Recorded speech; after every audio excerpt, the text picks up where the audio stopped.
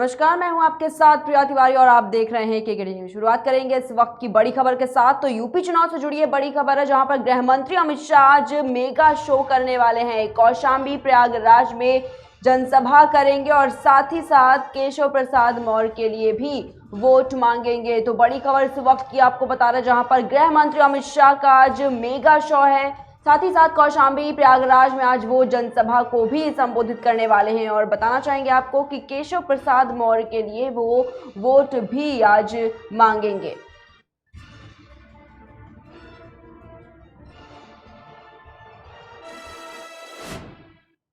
वहीं केंद्रीय गृह मंत्री अमित शाह का आज कार्यक्रम है 11:30 बजे के आसपास। वो अंबेडकर नगर में जनसभा को संबोधित करने वाले हैं।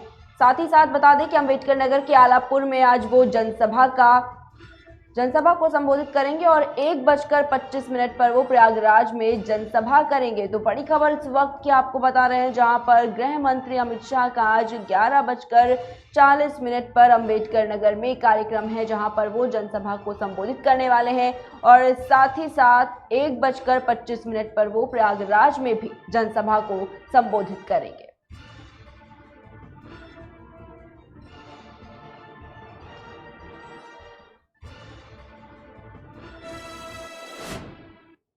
वहीं सीएम योगी आदित्यनाथ आज प्रयागराज में चुनावी जनसभा को संबोधित करेंगे। बताना चाहेंगे कि मेजा और करछना में सीएम योगी आदित्यनाथ की आज जनसभा है। वहीं हंडिया और प्रतापपुर में भी सीएम योगी आदित्यनाथ जनसभा को संबोधित करने वाले हैं और शहर पश्चिमी विधानसभा में भी सीएम योगी की आज जनसभा होगी और दोपहर के करीब 1:30 बजे वो प्रयागराज पहुंचेंगे, जहां पर वो जनसभा को आज संबोधित करने वाले हैं। तो बड़ी खबर इस वक्त की आपको बता रहे, जहां पर सीएम योगी आदित्यनाथ भी आज चुनावी जनसभाओं को संबोधित करने वाले हैं। प्रयागराज में सीएम योगी आदित्यनाथ चुनावी जनसभा को संबोधित करेंगे। खरछना में सीएम योगी आदित्यनाथ का आज कार्यक्रम है। वहीं शहर पश्चिमी विधानसभा में भी सीएम योगी की आज जनसभा है, जहां पर दोपहर 1:30 बजे वो प्रयागराज पहुंचेंगे।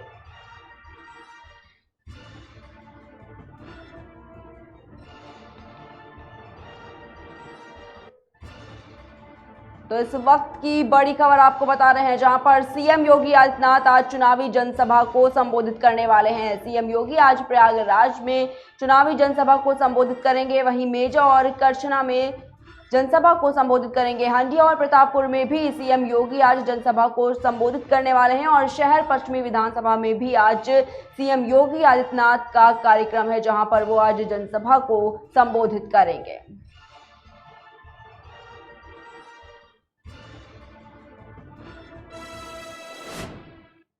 वहीं बीजेपी प्रदेश अध्यक्ष स्वतंत्र देव सिंह की भी आज जनसभा है। प्रयागराज में चुनावी जनसभा को आज वो संबोधित करने वाले हैं। यमुना पार के कोरांव में स्वतंत्र देव सिंह आज जनसभा को संबोधित करेंगे। वहीं दोपहर 12 बजे के करीब वो जनसभा स्थल पहुंचेंगे, जहां पर जनसभा का आयोजन किया गया है और वो जनसभा को आज संबोधित करने वाले हैं।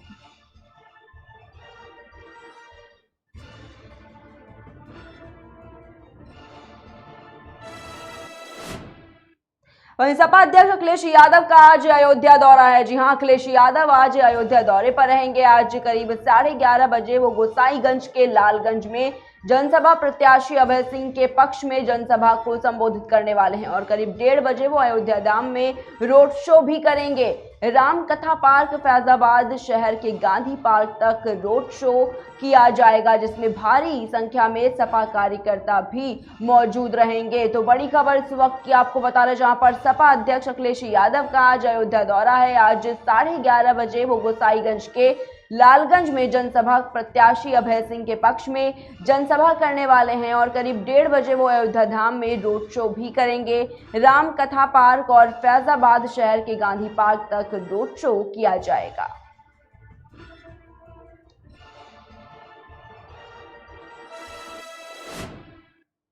वहीं कांग्रेस महासचिव प्रियंका गांधी आज रोड शो करेंगी। शहर उत्तरी कांग्रेस प्रत्याशी के समर्थन में रोड शो होगा। आनंद भवन से रोड शो शुरू होगा और कटरा लक्ष्मी टॉकीज चौराहे पर जाकर रोड शो खत्म होगा। तो बड़ी खबर इस वक्त की आपको बता रहे, जहां पर प्रियंका गांधी भी पूरी तरीके से चुनावी रंग में रंगी हुई नजर आ रही है और इसी बीच आज वो रोड शो करेंगी। शहर उत्तरी कांग्रेस प्रत्याशी के समर्थन में रोड शो किया जाएगा। आनंद भवन से ये रोड शो शुरू होगा। बताना चाहेंगे कि road show Katra Lakshmi cottage चौराहे पर जाकर समाप्त हो जाएगा।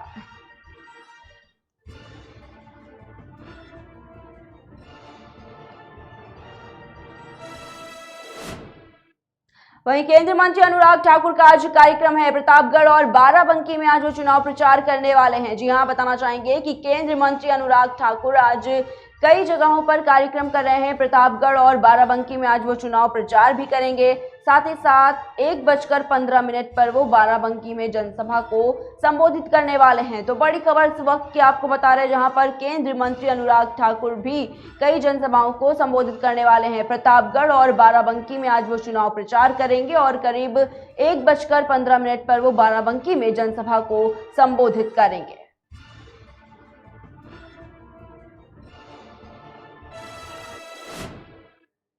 वहीं दिल्ली से इस वक्त की बड़ी खबर सामने आ रही है, जहां पर सीबीआई ने आनंद सुब्रमण्यम को गिरफ्तार किया है। जी हां, दिल्ली से ये बड़ी खबर है, जहां पर सीबीआई ने आनंद सुब्रमण्यम को गिरफ्तार किया है। गुरुवार रात एनएससी घोटाले में चेन्नई से उनकी गिरफ्तारी हुई थी और रामकृष्णन मामले में संभावित योगी हैं आनंद। तो बड़ी खबर इस वक्त की आपको बता रहे हैं, जहां पर आनंद सुब्रमण्यम को गिरफ्तार किया गया है। ये बड़ी खबर दिल्ली से सामने आ रही है, जहां पर सीबीआई ने आनंद सुब्रमण्यम को गिरफ्तार किया है। गुरुवार रात एनएससी घोटाले में चेन्नई से गिरफ्तारी हुई थी और चित्रा रामकृष्णन मामले में संभावित योगी हैं आनंद।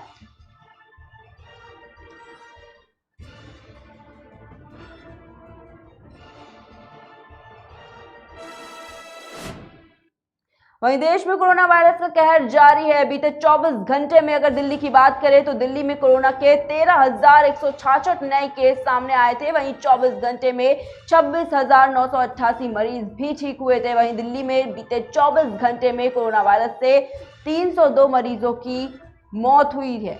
तो बड़ी खबर इस वक्त की आपको बता रहे हैं, कोरोना से जुड़ी ये बड़ी खबर है, जहां पर देश में लगातार कोविड का कहर जारी है। और बात अगर दिल्ली की करें तो दिल्ली में बीते 24 घंटे में कोरोना के 13,166 नए केस सामने आए हैं। वहीं 24 घंटे में 26,988 मरीज भी ठीक हुए हैं। वहीं दिल्ली में 302 मरीजों की मौत हुई है।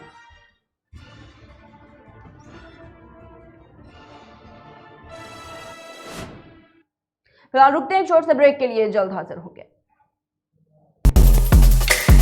Feel the power of engine.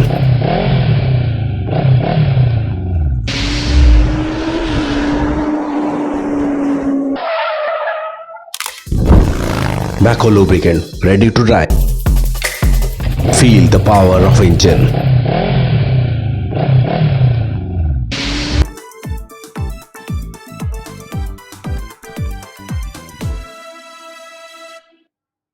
Break के बाद एक बार फिर से आपका बहुत बहुत स्वागत है। यूक्रेन के चेर्नोबिल परमाणु प्लांट पर रूसी सेना का कब्जा हुआ है। यूक्रेन के राष्ट्रपति दफ्तर से इसकी पुष्टि की गई है। वहीं रूसी सेना ने चेर्नोबिल प्लांट पर कब्जा भी कर लिया है।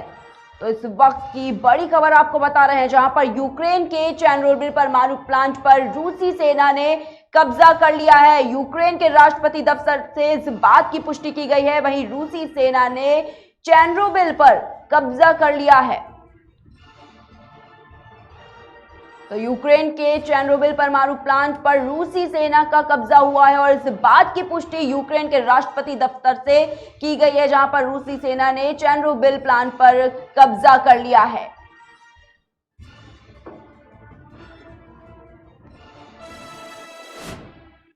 वहीं यूक्रेन हमले से जुड़ी इस वक्त की एक और बड़ी खबर सामने आ रही है, जहां पर यूरोपियन यूनियन ने रूस पर नए प्रतिबंधों का ऐलान किया है। जी हां, यूरोपियन यूनियन ने रूस पर नए प्रतिबंधों का ऐलान कर दिया है। रूस के डिप्लोमेट बिजनेसमैन को अब नहीं मिलेगा ईयू वीजा। वहीं बैंकिंग सेक्टर पर इसका बड़ा असर भी पड़ेगा और नए प्रतिबंधों का असर प्रौद्योगिकी निर्यात पर 70% तक पड़ता नजर आएगा। तो बड़ी खबर इस वक्त की आपको बता रहे हैं, जहां पर यूरोपियन यूनियन ने रूस पर नए प्रतिबंधों का ऐलान कर दिया है। रूस के डिप्लोमेट बिजनेसमैन को अब नहीं मिलेगा ईयू वीजा और बैंकिंग सेक्टर पर इसका बड़ा असर पड़ता नजर आएगा और प्रतिबंधों का असर भी साफ तौर पर दिखाई देगा। प्रौद्योगिकी निर्यात पर 70% तक इसका असर पड़ेगा।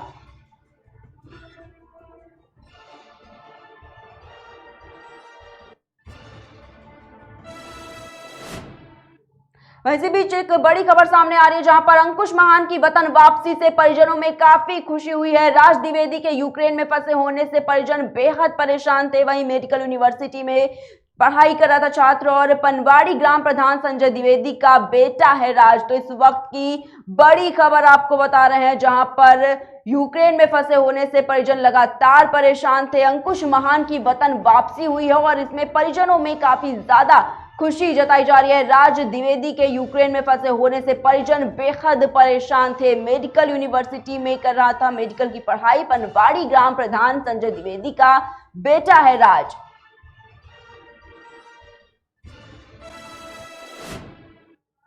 वहीं यूक्रेन पर रूसी हमले का मामला है और अब तक 137 नागरिक सैन्यकर्मी मारे गए हैं। रूसी हमले में करीब 316 लोग घायल भी हुए हैं। तो लगातार इस वक्त की बड़ी खबर आपको बता रहे हैं जहां पर यूक्रेन पर रूसी हमले का जो मामला है उससे जुड़ी ये बड़ी खबर है और यहां पर अब तक 137 नागरिक और सैन्यकर्मी मारे गए हैं। रूसी हमले में करीब 316 लोग भी घायल हुए हैं।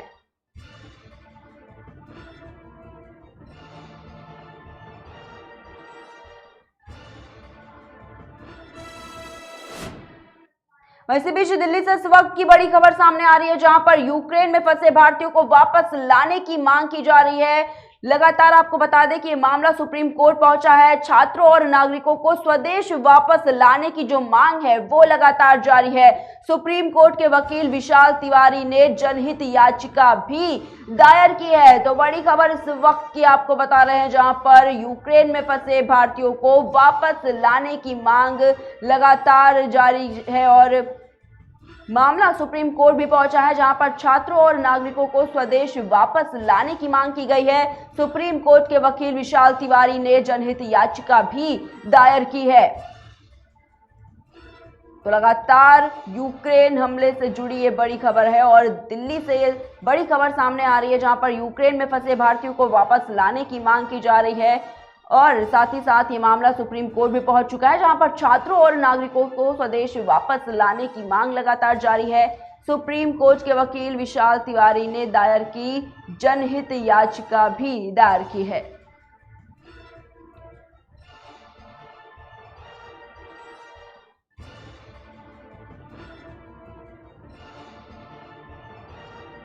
तो बताना चाहेंगे आपको कि जिस तरीके से यूक्रेन में फंसे भारतीयों को वापस लाने की मांग की गई, वहीं देर शाम पीएम नरेंद्र मोदी ने भी इसको लेकर बैठक बुलाई थी।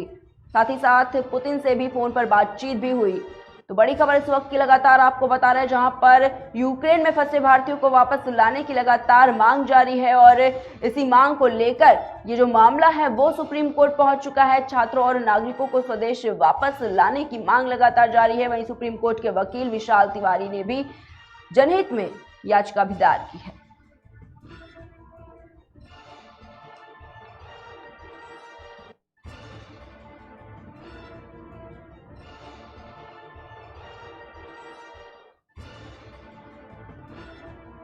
वहीं इन सबके बीच बताना चाहेंगे आपको कि एस जयशंकर भी लगातार मांग कर रहे हैं और इसको लेकर लगातार जो चर्चाएं हैं, जो बैठक है वो भी जारी है और साथ ही साथ रूस से भी लगातार जो संवाद है भारत का वो भी जारी है। तो बताना चाहेंगे आपको कि दिल्ली से बड़ी खबर है जहां पर यूक्रेन में फंसे भारतीयों को वापस लाने की जो मांग है वो लगातार जारी है और ये जो मामला है वो सुप्रीम कोर्ट पहुंच गया है। छात्रों और नागरिकों को स्वदेश वापस लाने की मांग की जा रही है। सुप्रीम कोर्ट के वकील विशाल तिवारी ने जनहित याचिका भी दायर की है।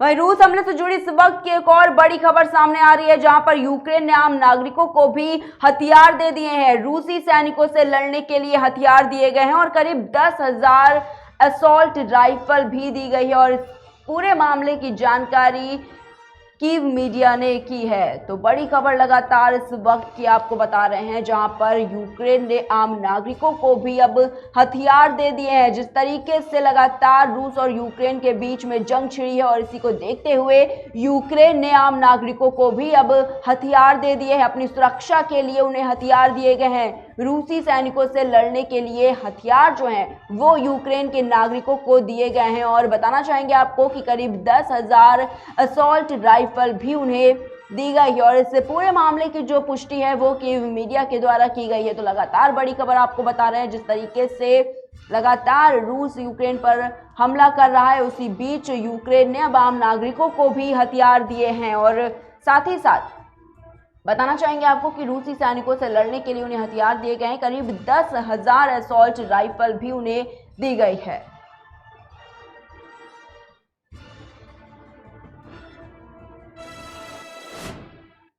वहीं यूक्रेन में भारत का मिशन एयरलिफ्ट 16,000 भारतीयों को निकालने की जो तैयारी है वो जारी है। वार जोन में फंसे भारतीय छात्र छात्राएं यूक्रेन में अभी भी 16,000 भारतीय फंसे हुए हैं और पिछले दिनों 4,000 भारतीय नागरिक वापस लौटे थे।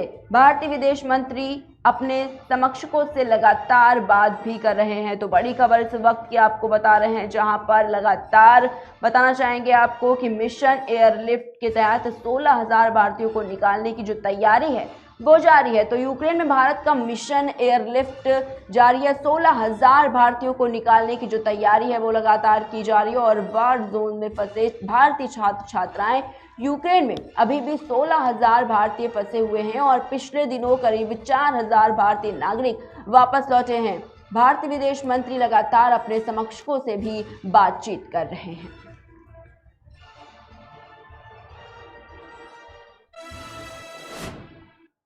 वहीं कानपुर के भाई बहन यूक्रेन में फंसे हैं, मेडिकल की पढ़ाई पढ़ रहे हैं और भाई बहन परमिट के रहने वाले हैं। दोनों छात्र छात्रा प्रेक्षा और प्रांजुल के साथ बंकर में दर्जनों छात्र छात्रा भी यूक्रेन में फंसे हुए हैं और करखीव नेशनल मेडिकल यूनिवर्सिटी के हैं दोनों। साथ ही साथ बताना चाहेंगे कि दोनों ने बंकर से अपना वीडियो बनाकर परिजनों को भेजा है। फंसे हुए छात्र वतन वापसी की सरकार से लगातार गुहार भी लगा रहे हैं। वीडियो जो वायरल हो रहा है, उनकी तस्वीरें हम आपको लगातार इस वक्त दिखा रहे हैं, किस तरीके से जो भारतीय फंसे हुए हैं वो इस वक्त बंकर में मौजूद हैं और वहां से वीडियो बनाई गई है जिसको लगातार वायरल किया जा रहा है। और जो छात्र छात्राएं हैं, जिस तरीके से बंकर में फंसे हुए, उन्होंने अपने परिजनों तक इस वीडियो को पहुंचाया है। बताना चाहेंगे कि भाई बहन कानपुर के रहने वाले हैं। तो बड़ी खबर इस वक्त की आपको बता रहे हैं, जहां पर कानपुर के भाई बहन यूक्रेन में फंसे हैं और मेडिकल की पढ़ाई पढ़ने के लिए गए थे।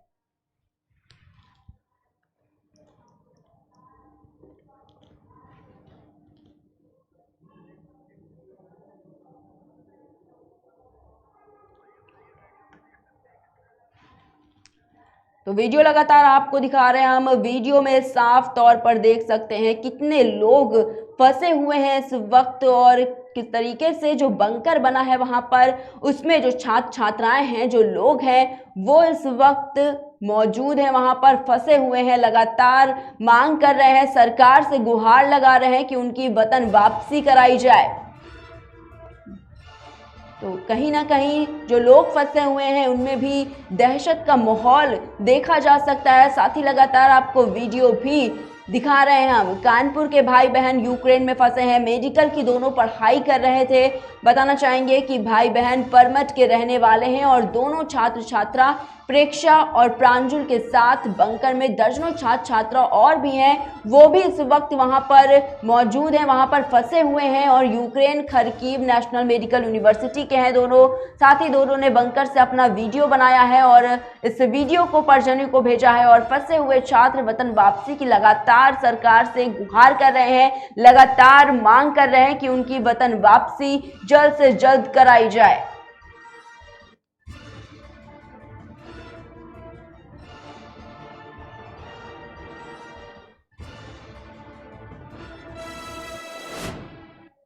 हाँ, यूक्रेन में सैकड़ों भारतीय मेडिकल छात्र फंसे हुए हैं। राजधानी कीव में फंसी कानपुर की छात्रा और छात्र, बताना चाहेंगे, आकांक्षा ने अपने परिजनों को अपनी आप बीती सुनाई है। कड़ाके की ठंड के बाद भी कोई इंतजाम नहीं है। इंडियन असेंबली ने बंकर में कोई भी इंतजाम नहीं किया गया है।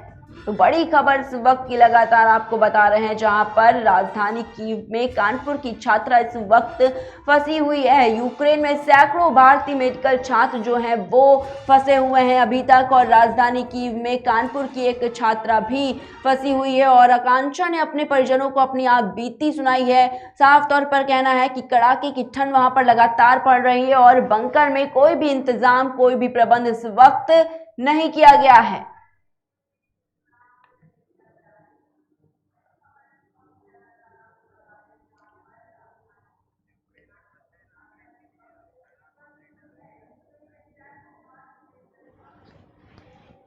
तो जिस तरीके से लगातार यूक्रेन में सैकड़ों भारतीय फंसे हुए हैं इस वक्त, इसको लेकर प्रधानमंत्री मोदी ने भी देर रात बैठक बुलाई थी, जिसमें तमाम बड़े नेता और बड़े अधिकारी जो थे वो मौजूद थे। और लगातार बताना चाहेंगे आपको कि जो बातचीत है वो भी जारी है। प्रधानमंत्री मोदी भी लगातार बातचीत कर रहे हैं, लगातार चर्चा कर रहे हैं। और बताना चाहेंगे कि राष्ट्रपति पुतिन से भी लगभग 25 मिनट तक फोन पर बातचीत भी हुई है। वहीं अगर बात करें जो छात्र फंसे हुए हैं इस वक्त यूक्रेन में, वो भी लगातार सरकार से अपील कर रहे हैं और मांग भी कर रहे हैं कि उनकी वतन वापसी जल्द से जल्द कराई जाए।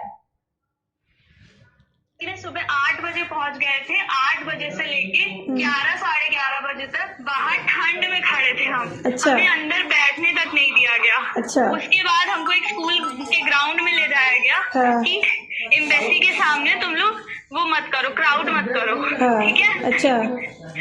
फिर उसके बाद वहाँ पे ग्राउंड में ठंड में खड़ा रखा। अच्छा। ये कोई लिस्ट बनाई कौन सी यूनिवर्सिटी से कौन है, और वहाँ पे भी हम ठंड में खड़े थे तब तक। फिर उसके बाद कहते हैं कि हमें स्कूल में तुमको रखने की कोई परमिशन नहीं मिली है। अच्छा। तो हमें स्कूल में भी नहीं रखा गया, हमें वहाँ से निकाल दिया गया। अच्छा। फिर हमको बाहर लाके बोला गया कि हम तुम्हारी व्यवस्था करने के लिए अभी हमारे पास कोई भी सोर्स नहीं है। अच्छा। तो हम तुमको मैच टू मैच सुबह 8 बजे पहुंच गए थे। 8 बजे से लेके 11 साढ़े 11 बजे तक बाहर ठंड में खड़े थे हम। अच्छा। हमें अंदर बैठने तक नहीं दिया गया। अच्छा। उसके बाद हमको एक स्कूल के ग्राउंड में ले जाया गया। हाँ। कि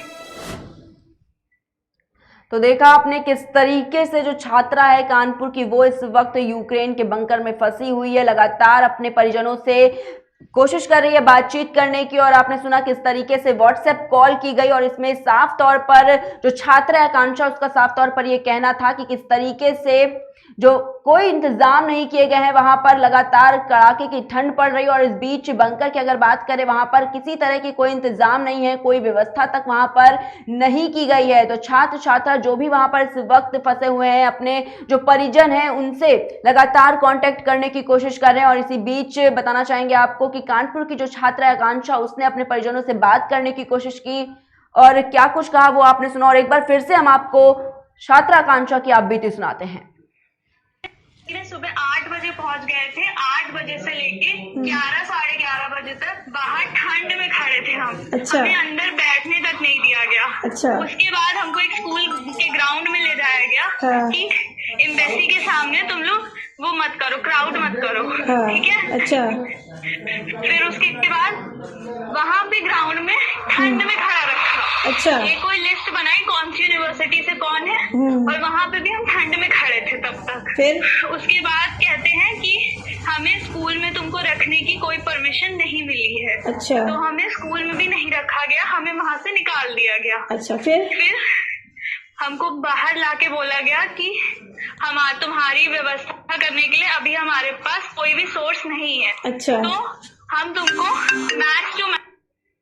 तो सुना आपने, एक बार फिर से हमने आपको सुनाया किस तरीके से जो छात्र लगातार इस वक्त यूक्रेन में फंसे हुए हैं, वो किस तरीके से अपने परिजनों से कांटेक्ट करने की कोशिश कर रहे हैं और अपनी जो आप बीती है वो सुना रहे हैं। जो आपको बता रहे थे वो छात्रा है कानपुर की रहने वाली, जिन्होंने बताया कि किस तरीके से वो सुबह के 8 बजे से लगातार 11 बजे तक फंसी रही, लेकिन कड़ाके की ठंड के बीच किसी तरह की कोई व्यवस्था, कोई इंतजाम नहीं किए गए हैं। जो छात्र फंसे हुए हैं उन्हें एक असेंबली में लाकर खड़ा किया गया और लगातार जो लिस्ट है उनके दौरान नाम चेक किए गए। और वहां के जो लोग थे उनका साफ तौर पर यह कहना था कि यहाँ पर रखने की उनकी कोई व्यवस्था नहीं है। साथ ही साथ बताना चाहेंगे आपको, जो लोग फंसे हुए हैं उनके लिए वहां पर कोई इंतजाम नहीं है। जो छात्र हैं इस वक्त किस तरीके से बंकर में मौजूद हैं, लेकिन कड़ाके की ठंड के बीच में भी उनके लिए कोई इंतजाम वहां पर नहीं किए गए हैं।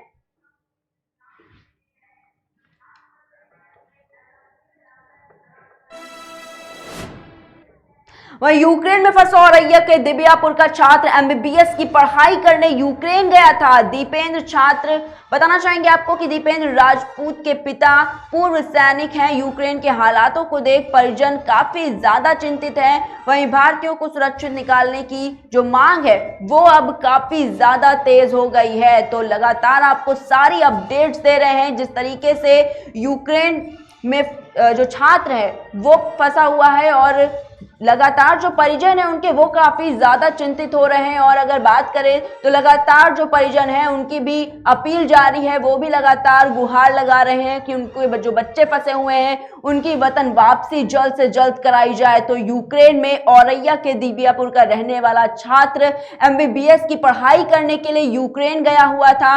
बताना चाहेंगे कि दीपेंद्र जो है उनके जो पिता हैं वो एक सैनिक हैं और यूक्रेन के हालातों को देखकर परिजन काफी ज्यादा चिंतित हैं। भारतीयों को सुरक्षित निकालने की जो मांग है वो भी लगातार तेज कर दी गई है। और बात अगर करें भारत सरकार की तो वो भी लगातार इस पूरे मामले पे अपनी नजर बनाए हुए लगातार बातचीत भी जारी है।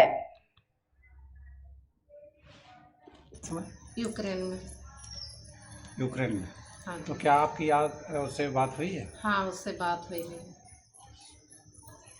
तो आप उसके संबंध में क्या कहना चाहेंगे? इस समय किस हालत में है? अभी तो वहाँ जैसे परेशानी है तो लड़का भी मेरा परेशान ही है, क्योंकि वहाँ के हालात तो इस समय खराब ही हैं। तो बस मैं यही कहूँगी कि मतलब जो भी मेरे लड़के को सेफ वहाँ से अच्छे से बुलाया जाए घर वापसी के लिए। तो आप अपने जिला प्रशासन और भारत सरकार से कुछ कहना चाहेंगे इस संबंध में? यही कहना चाहूँगी कि मतलब सब लोग मेरी मदद करें और बच्चों को वहाँ से वापस बुलाया जाए। ये कितने दिन पहले गया था लड़का? लड़का जुलाई अगस्त 22 अगस्त का गया हुआ है, अभी इस साल छुट्टी काट के। और वैसे तो 19 का गया है, 2019 का। हाँ 2019 का गया हुआ है। तो किसकी पढ़ाई कर रहा है? MBBS की। तो ये वहाँ पर पढ़ाई कैसे वहाँ तक पढ़ाई करने के लिए पहुँचा? वहाँ पढ़ाई करने के लिए पहुँचा कि नीट में उसका मतलब 490 मार्क्स आया था। हाँ। तो सुना आपने किस तरीके से जो छात्र इस वक्त फंसे हुए हैं यूक्रेन में, जो उनके परिजन हैं उनकी जो आप बीती है वो हम आपको लगातार सुनाने की कोशिश कर रहे हैं। जिस तरीके से जो परिजन, उनका साफ तौर पर ये कहना है कि सरकार जल्द से जल्द उनके जो बच्चे हैं उनको सुरक्षित वतन में उनकी वापसी कराएं और साथ ही साथ जो और भी छात्र हैं उनको भी सुरक्षित वतन लाया जाए। तो एक बार फिर से उनकी आप बीते सुनते हैं। यूक्रेन में। यूक्रेन में। हाँ तो क्या आपकी उससे बात हुई है? हाँ, उससे बात हुई है। तो आप उसके संबंध में क्या कहना चाहेंगे? इस समय किस हालत में है? अभी तो वहाँ जैसे परेशानी है तो लड़का भी मेरा परेशान ही है, क्योंकि वहाँ के हालात तो इस समय खराब ही हैं। तो बस मैं यही कहूँगी कि मतलब जो भी मेरे लड़के को सेफ वहाँ से अच्छे से बुलाया जाए घर वापसी के लिए। तो आप अपने जिला प्रशासन और भारत सरकार से कुछ कहना चाहेंगे इस संबंध में? यही कहना चाहूँगी कि मतलब सब लोग मेरी मदद करें और बच्चों को वहाँ से वापस बुलाया जाए। ये कितने दिन पहले गया था लड़का? लड़का जुलाई अगस्त 22 अगस्त का गया हुआ है, अभी इस साल छुट्टी काट के। और वैसे तो 19 का गया है, 2019 का। हाँ 2019 का गया हुआ है। तो किसकी पढ़ाई कर रहा है? MBBS की। तो ये वहाँ पर पढ़ाई कैसे वहाँ तक पढ़ाई करने के लिए पहुँचा? वहाँ पढ़ाई करने के लिए पहुँचा कि नीट में उसका मतलब 490 मार्क्स आया था। हाँ। तो सिलेक्शन हो रहा था 500 का, तो यहाँ पे कॉलेज मिल नहीं पाया था। हाँ। तो फिर मुझे जो है बाहर करना पड़ेगा।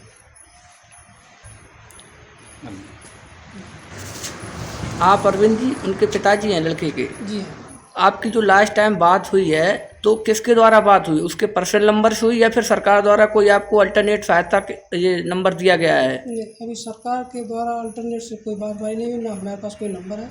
हमने अपने पर्सनल नंबर से बात की है। अच्छा, यानी कि आपकी बातचीत अभी हो रही है वर्तमान में? जी हाँ। अभी वो साकुशल है वहाँ पर?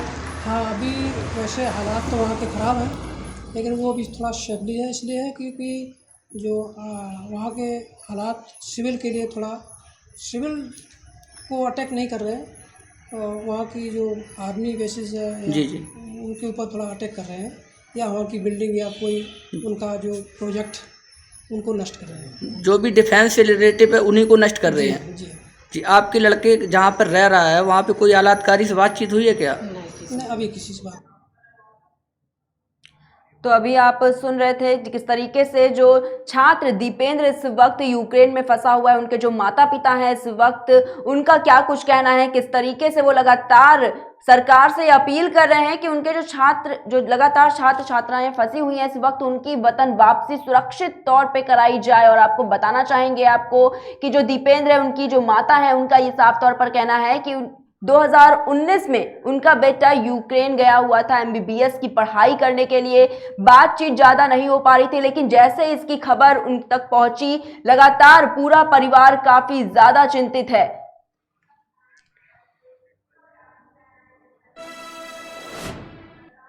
वहीं राष्ट्रपति व्लादिमीर पुतिन द्वारा यूक्रेन पर आक्रमण करने के लिए सेना भेजे जाने के बाद रूसी पुलिस ने दर्जनों शहरों में युद्ध विरोधी प्रदर्शनों में 1000 से अधिक लोगों को हिरासत में लिया है। बड़ी खबर आपको बता रहे हैं, एक स्वतंत्र निगरानी संस्था ने यह कहा है कि घटना स्थल पर मौजूद AFP के संवाददाताओं के अनुसार मध्य मॉस्को में पुष्किन स्क्वायर के पास लगभग 2000 लोग एकत्र हुए, जबकि पूर्व शाही राजधानी सेंट पीटर्सबर्ग में 1000 से अधिक लोग इकट्ठा हुए हैं और यूक्रेन पर आक्रमण हुआ है। रूसी विपक्ष पर अभूतपूर्व कार्रवाई के दौरान हो रहा है और इसमें अधिकांश विरोधी नेताओं की हत्या भी कर दी गई है, जेल में डाल दिया गया है या फिर देश से बाहर कर दिया गया है। और जेल में बंद विपक्षी नेता अलेक्सी नवाल्नी मॉस्को के बाहर एक दंड कॉलोनी में 2.5 साल की सजा काट रहे हैं। वहीं नवाल्नी पुतिन के खिलाफ रूस के सबसे बड़े विरोध प्रदर्शनों को लामबंद करते थे। वहीं गुरुवार के तड़के पुतिन के द्वारा यूक्रेन पर आक्रमण शुरू करने के बाद कई रूसी कार्यकर्ताओं ने सोशल मीडिया पर लोगों से सड़कों पर उतरने का भी आह्वान किया। वहीं मॉस्को में प्रदर्शनकारियों को पुष्किन स्क्वायर के आसपास नो वार के नारे लगाते हुए भी देखा गया है।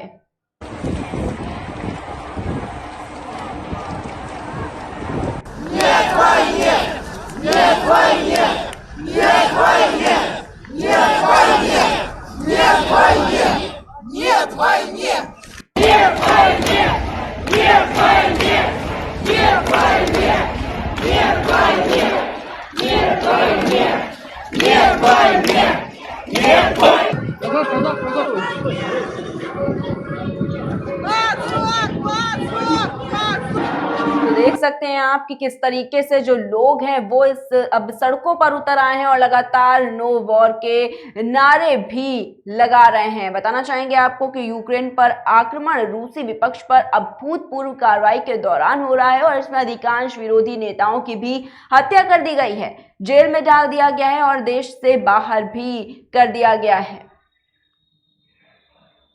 साथ ही साथ आपको बताना चाहेंगे कि जो लोग सड़कों पर उतरकर लगातार प्रदर्शन कर रहे थे, नो वॉर के नारे लगा रहे थे, उनकी भी कुछ लोगों में गिरफ्तारी भी की गई है। लगातार जो तस्वीरें हैं इस वक्त वो हम आपको दिखा रहे हैं। आप देख सकते हैं कि किस तरीके से लोगों ने नो वॉर का बोल भी हाथों में लिया है और लगातार प्रदर्शन करते हुए नजर आ रहे हैं। साथ ही साथ कई प्रदर्शनकारियों को पुलिस ने हिरासत में भी ले लिया है।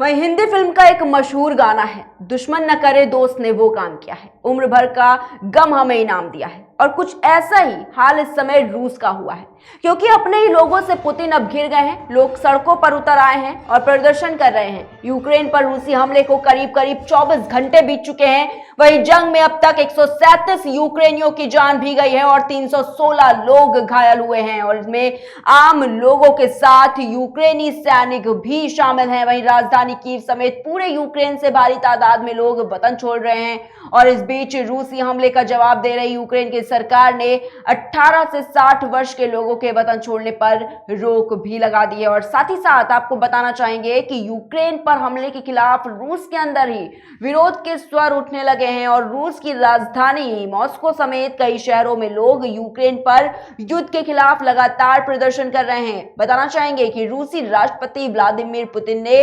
गुरुवार सुबह यूक्रेन पर युद्ध का ऐलान किया था और रूस ने गुरुवार को यूक्रेन पर हमला कर दिया। रूसी सेना का यह दावा है कि उसने यूक्रेन के 63 सैन्य ठिकानों को तबाह कर दिया है। इनमें से 11 एयरबेस भी शामिल हैं और रूसी सेना ने पहले दिन के हमले को सफल बताया। उधर यूक्रेन में हमले को लेकर नाटो समेत दुनिया के तमाम देशों ने रूस के खिलाफ प्रतिबंधों का ऐलान कर दिया।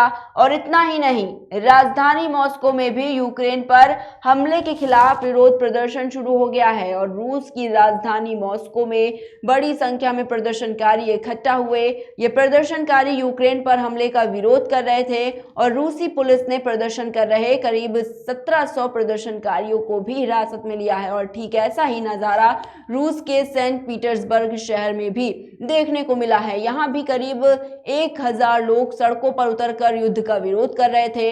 रूसी पुलिस ने यहाँ से करीब 400 लोगों को गिरफ्तार कर लिया है और इसके अलावा रूस के 51 और शहरों से 400 लोगों को गिरफ्तार किया गया है। और इसके अलावा रूस की संसद के बाहर बड़ी तादाद में प्रदर्शनकारी जमा हुए थे। रूसी अधिकारियों ने यूक्रेन के लिए सहानुभूति रखने वाले इस प्रदर्शनकारियों को प्रदर्शन न करने की चेतावनी भी दी है। फिलहाल प्रदर्शनकारियों को पुलिस ने हिरासत में ले लिया है और आगे प्रदर्शन न करने की चेतावनी भी दी है। फिलहाल अभी भी लगातार युद्ध जारी है और आगे परिणाम क्या कुछ निकल के सामने आता है, ये देखने वाली बात होगी।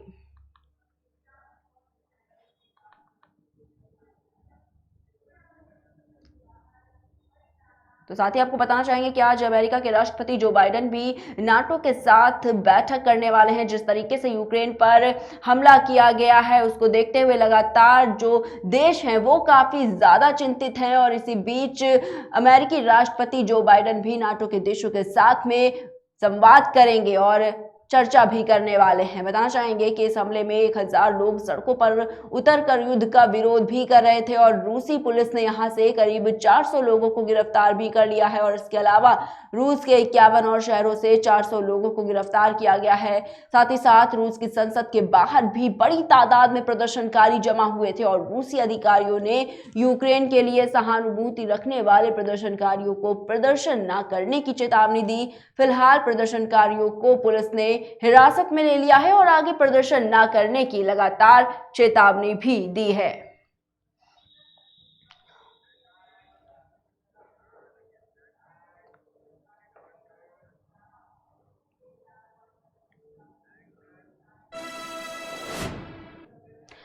वहीं संभल से इस वक्त की बड़ी खबर सामने आ रही है, जहां पर आपको बता दें कि रूस के हमले से प्रभावित यूक्रेन में संभल के 13 लोग फंसे हुए हैं और इनमें से अधिकतर मेडिकल के छात्र हैं और युद्ध के बाद से ही इन सभी 13 लोगों के घर वालों का बुरा हाल है। सभी बेहद ही चिंतित हैं और जिले के 13 लोगों की यूक्रेन में फंसे होने की पुष्टि भी की गई है। और ऐसे ही एक छात्र फैजान अशरफ के माँ बाप अपने बच्चों को लेकर बेहद ही चिंतित और परेशान हैं। हालांकि उनकी बेटे से फोन पर बात भी हो रही है। उन्होंने उस यूनिवर्सिटी को भी युद्ध स्थल से काफी दूर बताया है।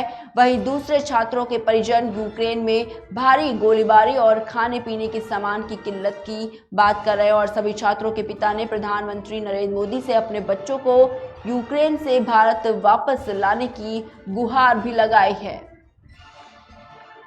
तो लगातार जो बच्चों के परिजन हैं वो लगातार बताना चाहेंगे आपको कि प्रधानमंत्री नरेंद्र मोदी से अपील कर रहे हैं कि गुहार लगा रहे हैं कि जो उनके बच्चे हैं उनको सुरक्षित वतन वापस लेकर आया जाए।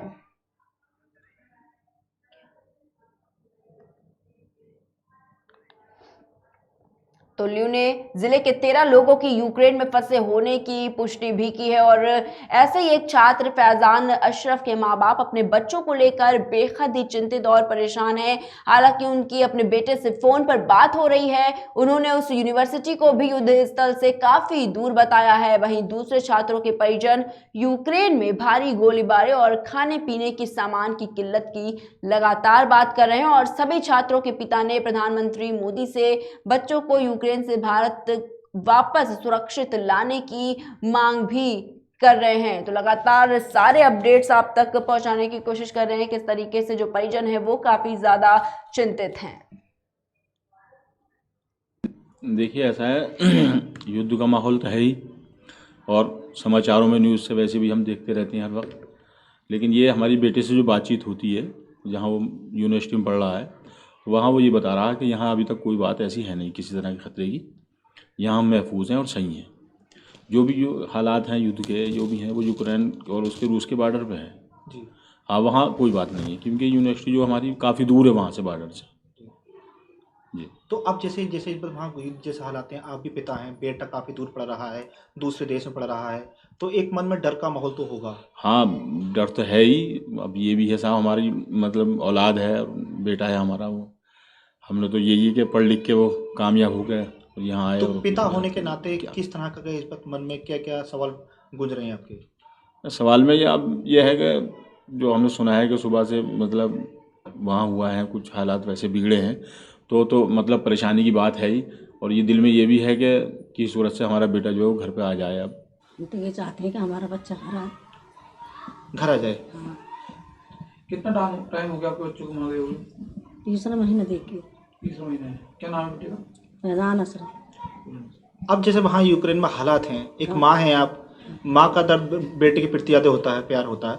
अब बेटा बाहर है, दूसरे देश में पढ़ रहा है और हालात वहाँ के ख़राब हैं, तो ऐसे में क्या कहना चाहेंगे आप? हमारा दिल परेशान हो। दिल परेशान है। क्या चाहती हैं? वे चाहती हैं कि अपने बच्चा हमारा घर आ जाए, जब वहाँ के हालात सही हो जाए तो चला जाए वापस, क्या है पढ़ाई करना। अब कुल मिलाकर के आप चाहती है कि आपका बेटा आपके पास आ जाए इस समय जो हालात खराब हैं। हाँ। सरकार से क्या मांग कर? सरकार से क्या मांग करना, हम तो ये हमारा बच्चा बस सही हो रहे अपने घर आ जाए। हमारा भतीजा मोहम्मद सुहेब नाम है जी। क्या कर रहा है वहाँ पर वो? MBBS। कब गया था वहाँ पर? लगभग 2 साल हो गए। अच्छा, जैसे इस वक्त यूक्रेन में युद्ध जैसे हालात हो गए हैं, रूस ने अटैक करने की बात है, रूस ने अटैक कर दिया यूक्रेन में, तो क्या किस तरह का माहौल है आपके परिवार में? वो डरे हुए हैं सब आदमी, यार रिश्तेदार सब घबराए हुए हैं। हाँ। स्थिति खराब है। तो क्या मन में क्या सवाल उठ रहे हैं? यही है भारत सरकार से, यही है घर वापसी आ जाए बच्चा।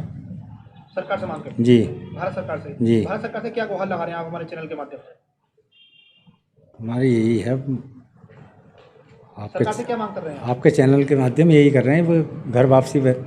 वो 21 अगस्त में गया था। आपके बेटे से आपकी अंतिम बात कब हुई थी? हाँ, सुबह भी मेरी बात हुई है इससे। क्या बता रहे थे? यही बता रहे थे साहब, इस टाइम जो है, कल तक तो यहाँ पे हम सुरक्षित थे, लेकिन रात से जो वहाँ पे बमबारी लगातार हो रही है उससे सब दहशत में है, और वहाँ की जो पब्लिक है वो भी दहशत में है, और लोग वो खाने पीने का सामान जुटा रहे हैं, और जो सुपरमार्केट थी वो भी बंद हो गई हैं, कॉलेज भी बंद कर दिया गया है। मन में ये है, थोड़ा सा डर बैठा हुआ हमारे कि भाई वहाँ पे गोलाबारी चल रही है, रूस ने अटैक कर दिया है, तो हम सारे परिवार सब डर रहे हैं हम लोग कि हमारा बेटा सकुशल घर आ जाए। क्या क्या मांग करते हैं इस बार सरकार से? हमने अभी टिकट कराया था, 2 मार्च का कराया था। अभी बेटे ने बताया कि अभी टिकट जो कैंसिल कर दिया गया, मैसेज आ गया मोबाइल पे कि फ़्लाइटें कैंसिल हो गई हैं।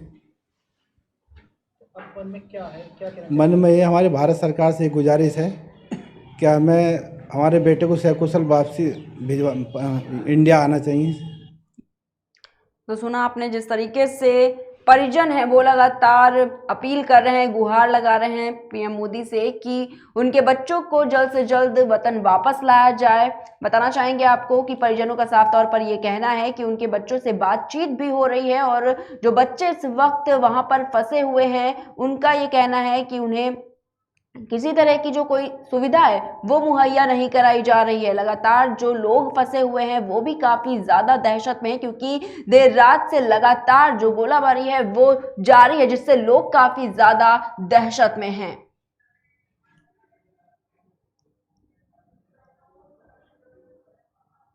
फिलहाल रुकते हैं एक छोटे से ब्रेक के लिए, जल्द होंगे हाजिर।